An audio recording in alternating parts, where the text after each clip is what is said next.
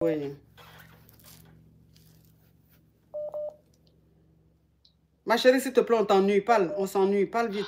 Ok, donc ma coach, je vous appelle parce que je voudrais votre conseil par rapport à une situation. Donc ça fait quelques temps que je suis avec mon chéri, ça se passe super bien. Et au moment, ça commençait à devenir sérieux, donc il m'a présenté à la famille. On n'entend rien. Et... Allô? Ma chérie, s'il te plaît, tu doses le chocolat, tu mets ta bouche sur le téléphone, tu ouvres ton gosier. Oui, ma coach, j'ouvre le gosier. Oui. Vous m'entendez? Oui. Oui. Donc je disais au moment de présentation officielle, donc auprès de la famille, ça s'est très bien passé. Et j'ai été super bien accueillie, sauf que maintenant, au cours de la relation, donc dans la famille, ça a pris le contact et donc on s'appelait régulièrement avec la famille.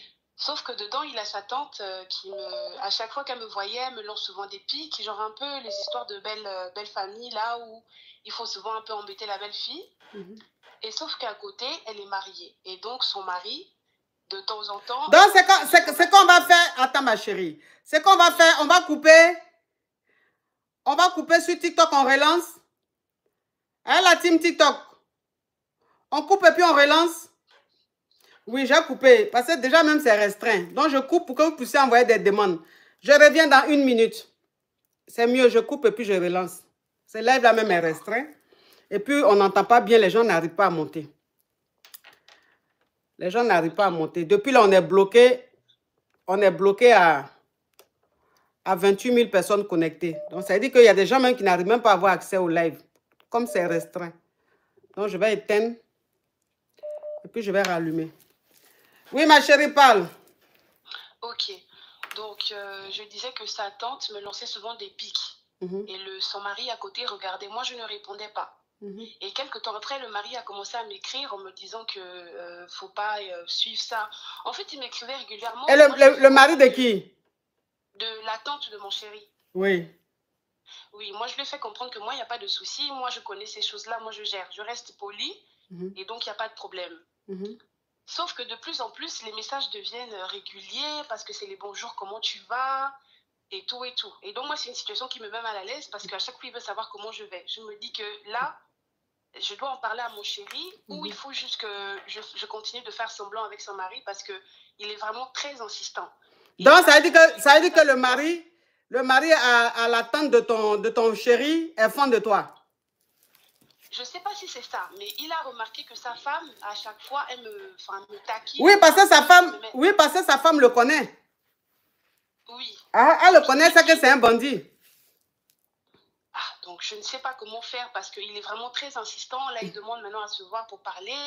Je dis, mais ça va très bien entre mon chéri et moi, donc il n'y a vraiment pas de souci. Mais il est très insistant, c'est une situation qui me met mal à l'aise. Donc moi, je ne sais pas s'il faut que j'en parle à mon chéri ou je ma chérie, il y a les caviars qui posent une question, mais son nom a eu ton numéro où pour t'appeler?